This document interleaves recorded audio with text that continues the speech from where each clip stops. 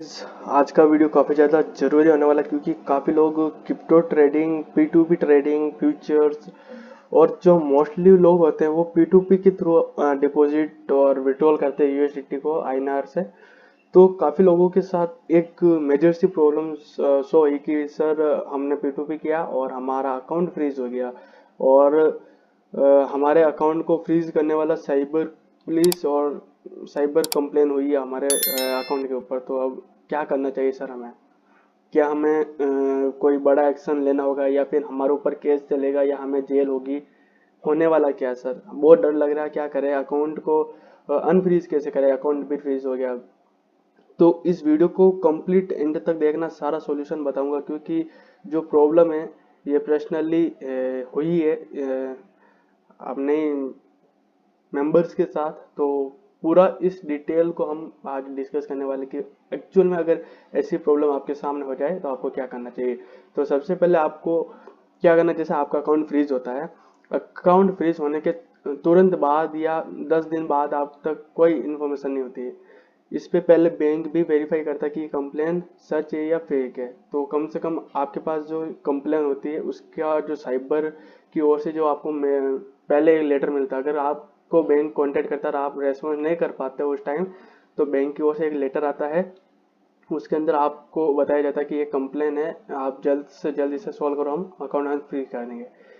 जब हम account bank में वापस कॉल करते हैं, बैंक वाले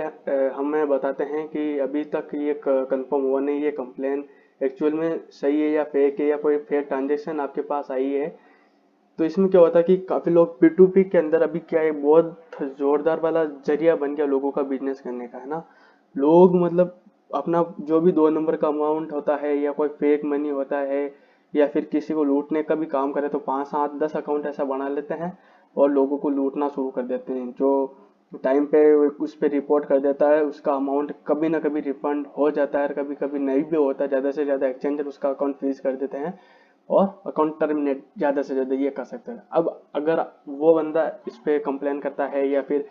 आपके पास उसकी ओर से कोई फेक मनी आती है, जैसे P2P के अंदर उसने किसी और के साथ स्कैम किया, उसके अकाउंट के ऊपर किसी ने और ने कंप्लेन की यहाँ पे, तो कंप्लेन करने के बाद उसका अकाउंट फ्रीज हुआ और उसने जहाँ जहाँ अमाउंट भेजा, मतलब 1, 2, 3 या 10 जो भी अकाउंट थे, इन सब में जिस जिसको पेमेंट किया उन सब का अकाउंट यहाँ पे फ्रीज होता है। अब फ्रीज होता है तो उसी के साथ उसी चेन में चलता है, जहाँ जहाँ इसने अमाउंट किया फ्रीज हो गया।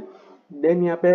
आपको पर्सनली पता नहीं चलेगा कि स्कीमर ये था या ये था ये था। आपके पास इन 5 10 में से किसी का एक का अमाउंट आया था, अब इनमें से स्कैमर कौन था, ये था या फिर ये था, है ना। ये पता लगना बहुत मुश्किल होता है क्योंकि आपको सिर्फ ये देख सकते हो योर कंप्लेन नंबर इज, ये कंप्लेन नंबर आपको दी जाएगी। और जो कंप्लेन यहाँ पे हमारे पास आई है ये 18 दिसंबर 2022 को हुई थी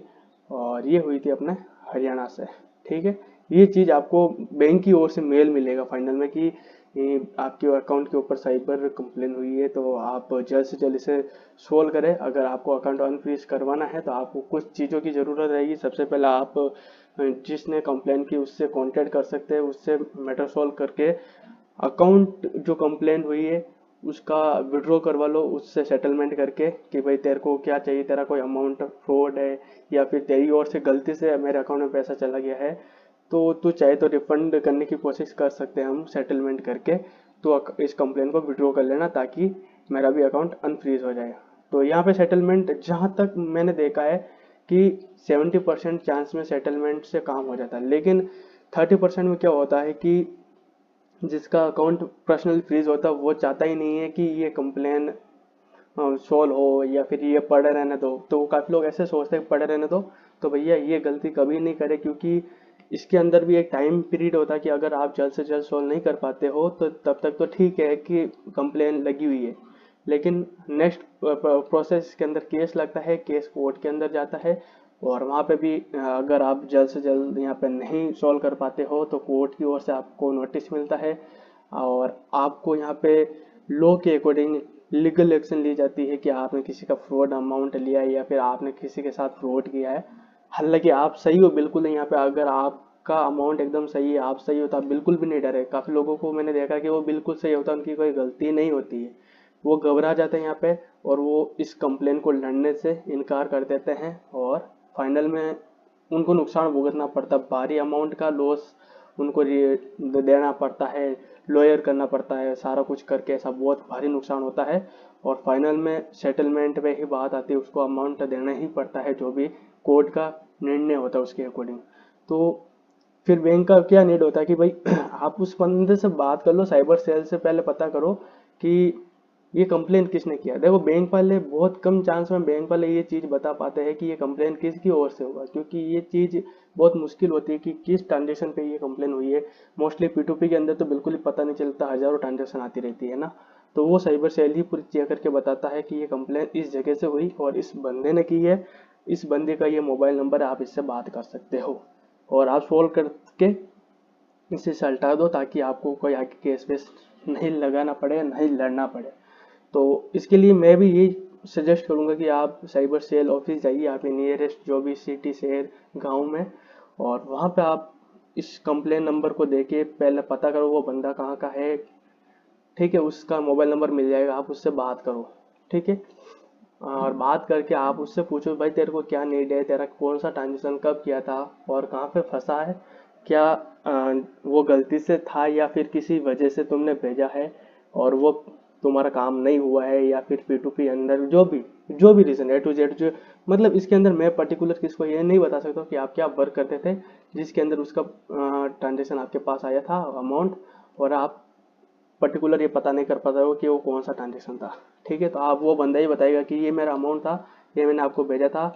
और ये मेरे पास रिसीव्ड नहीं हुआ था। मतलब जैसे कि काफ़ी लोगों को मैंने ये भी देखा है कि कुछ साइट होती है गेमिंग साइट, वहाँ पे अमाउंट डालते हैं और वो पेमेंट या तो उनके अकाउंट में डिपॉजिट नहीं होता है और वो पेमेंट कर देते हैं, ट्रांजेक्शन आईडी डालते हैं, या तो वो उनका जो गेमिंग अकाउंट में अमाउंट नहीं आता है, या फिर P2P वालों के साथ तो बहुत ज़्यादा केस हो रहे हैं। तो मैं सबसे पहले एक सजेस्ट करूंगा यार, P2P जो भी करते हैं, ये कोविड का एक सबसे बड़ा बीमारी कोविड का वाला ही है। ठीक है, कैसे कि ये P2P पहले इतना ट्रेंड नहीं था, P2P के अंदर लोग बेरोजगार हुए कोविड के टाइम और P2P स्टार्ट किया, ये बिजनेस समझ लिया इसको। और इस बिजनेस के अंदर लोगों का स्कैम बहुत ज़्यादा हो गया, P2P मर्चेंट ही ज़्यादातर इसके अंदर स्कैम करने लगे हैं ना। तो भैया इसके अंदर आपको बहुत सावधान रहना होगा। कहीं कहीं P2P मर्चेंट, कहीं ना कहीं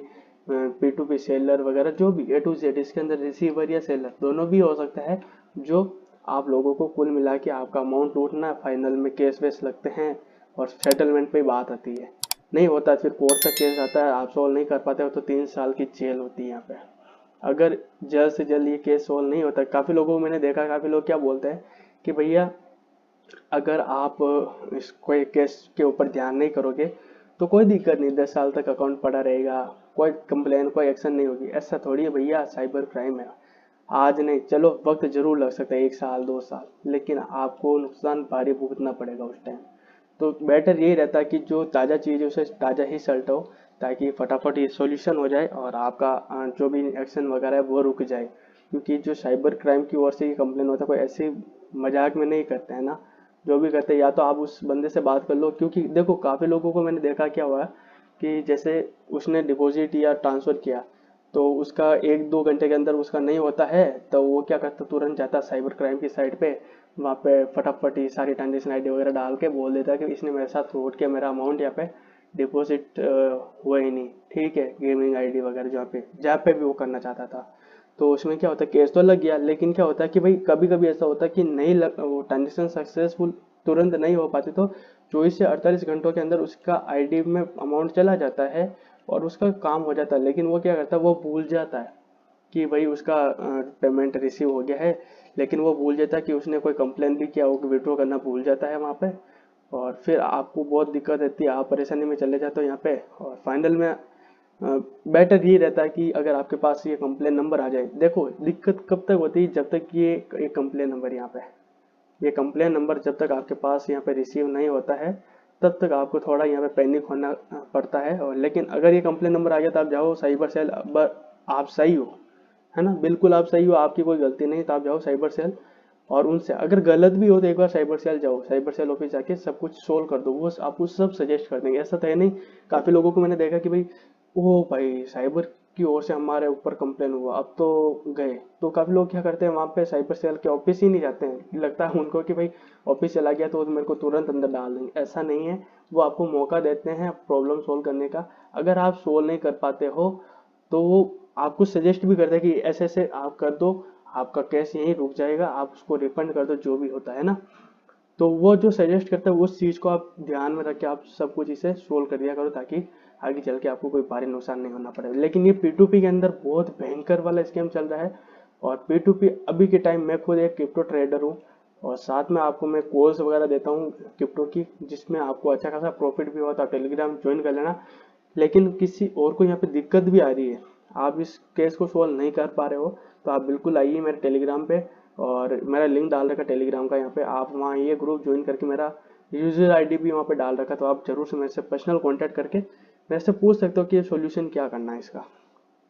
मैं बता दूंगा आपको। क्योंकि ये जो चीज़ें है नॉर्मल हो गई अब तो, है ना। साइबर क्राइम का जो केस बहुत ऐसे ही लग रहा है, मतलब कोई गलती से लगा रहा है, कोई मजाक समझ रहा है, तो वो तो मजाक मजाक में केस डाल देता है, लेकिन यहाँ पे अपने लोगों को दिक्कत हो जाती है ना। मजाक बोले तो क्या होता है कि जैसे किसी ने 300 रुपया सेंड किया, मान लो 300 रुपया सेंड किया, अब उसका अमाउंट तो था 300 रुपया, लेकिन कहीं ना कहीं उसका पेमेंट अटक गया, कुछ ना कुछ तरीके से फंस गया, तो वो क्या करता है, डायरेक्ट जाता है साइबर क्राइम की साइट पे, या उसको कोई बोल देता है कि तू सीबीआई कंप्लेन कर दे, तो वो जाके साइट पे कंप्लेन डाल देता है, और पेमेंट या तो उसको रिसीव हो जाता है, या फिर वो क्या करता है 300 रुपये के चक्कर में किसी और के कहने के चक्कर में यहाँ पे डाल देता है। उसको पता नहीं साइबर क्राइम क्या चीज़ है, वो हल्के में ले लेते हैं इस चीज़ को, उनको पता नहीं जिसका अकाउंट फ्रीज होने वाला है वो कितना समस्या में चला जाता है, उसकी क्या हालत हो जाती है। मैं जानता हूँ उससे अच्छी तरह से, बहुत पैनिक चीज़ हो जाती है कि एक मेल भी रिसीव हो जाता है कि आपके अकाउंट को फ्रीज किया जाता है फॉरेन ट्रांजेक्शन रिसीव्ड की वजह से, और आपके ऊपर साइबर क्राइम की कंप्लेन हुई है। तो भैया सबसे पहले उन लोगों को ये बोलना चाहूँगा, छोटी सी रिक्वेस्ट की, भैया पहला आप कम से कम अगर आपने किसी को पैसा भेजा है, तो सबसे पहली चीज़ आपको क्या करना है, अपने बैंक जो भी आपका ब्रांच है वहाँ पे जाइए, वहाँ पे आप बोलिए कि सर मैंने ये अमाउंट भेजा, मेरा ये काम हुआ नहीं, या मेरा ये ट्रांजेक्शन सक्सेसफुल हुआ नहीं, या फेल्ड हुआ है, जो भी हुआ है टू जेड, अकाउंट से पैसा कट गया लेकिन मेरा काम नहीं हुआ, फाइनल चीज़ ये। तो बैंक वाले इसके अंदर वो खुद की एक्शन करेंगे। पहले बैंक वाले जिसके पास आपका अमाउंट गया, जिसने आपको भेजा है, वो उनसे कांटेक्ट करके, और फाइनल में यहाँ पे वो अपना प्रॉब्लम सॉल्यूशन बता देंगे, और वो उस पर्सन से कांटेक्ट करेंगे कि भैया जो ये अमाउंट था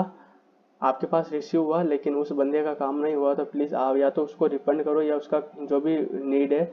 उसका जो कहीं पे भी वो डिपॉजिट करना चाहता था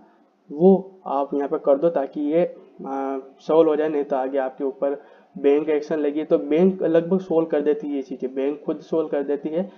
और आप लोग क्या करते हो कि बैंक को तो कुछ पता ही नहीं हो, बैंक को तो कुछ मालूम ही नहीं है, आप डायरेक्ट किसी को कैश डलवा के फालतू में कंप्लेंट डाल देते हो। तो थोड़ी इन चीज़ों को ध्यान में रखते हुए यार थोड़ा सही चलो, क्योंकि आगे वाला दिक्कत में पड़ जाता है ना। बैंक को फर्स्ट, जो अगर ऐसा कुछ भी आपके साथ होता है, सबसे पहला काम आपका होना चाहिए, आप अपने खुद के होम ब्रांच को बताओ ये चीज़ें कि सर मेरे साथ ये हुआ, अब मैं क्या करूँ।